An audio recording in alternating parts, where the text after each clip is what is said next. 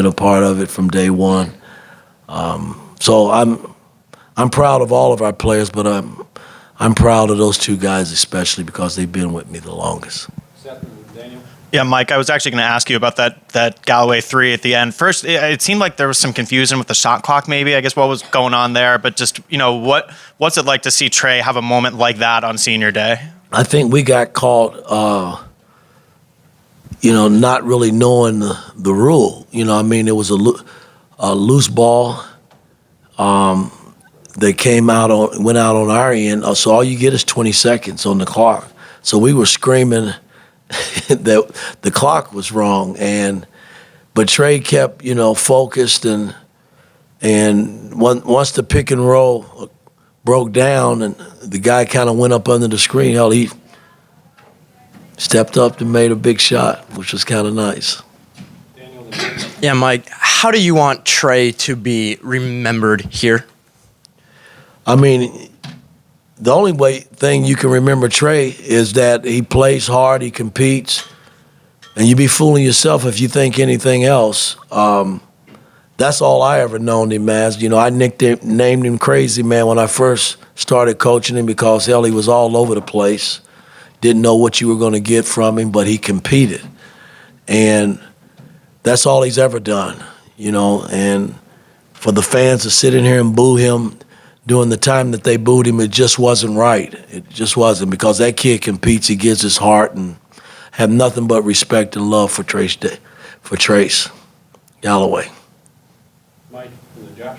Coach, speaking of competing, on a day when shots weren't falling for most of the day, you had Goody and Leo both had career highs in rebounds with 8 apiece. What does that speak to in terms of effort? Seniors that didn't want to lose, and I rode them. I've been riding them, and I wasn't going to take them out at the end. If you lose, you want to lose with your seniors on the floor, and I wasn't thinking that way. I think once Malik hit the 2 free throws to give us the 2-point lead, we never looked back from that point on. Our defense really got stiff, and we made play after play, and we made some good offensive plays, made our free throws, a few of them, and enough to give us the cushion to win the game. Josh and then Angel. Coach, your staff has been with you all 4 years, but specifically today, Yasir Roseman on the floor, screaming, calling out plays. What has he meant to you this season and all 4 years?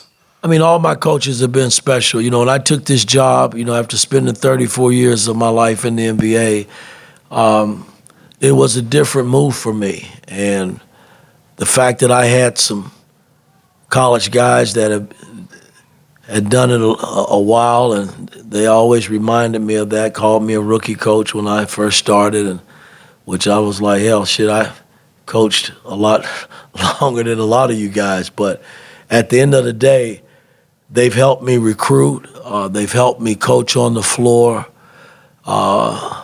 They've helped me put film sessions together, practice sessions together. It's been, there's a lot that goes into coaching, a lot that you guys will never, ever know because you don't sit in the day-to-day grind that we sit in. But it's a part of what we do. But they've been very special to me, a big part of what we've done over the last 4 years. Last question, Angel. Coach, right here, back here. On the CBS broadcast, you said your first thoughts were, maybe I'm leaving too soon. Well, there's always going to be that thought. But at the end of the day, it's not about me right now. It's still about this team and us going up to Indianapolis and trying to win the Big Ten tournament.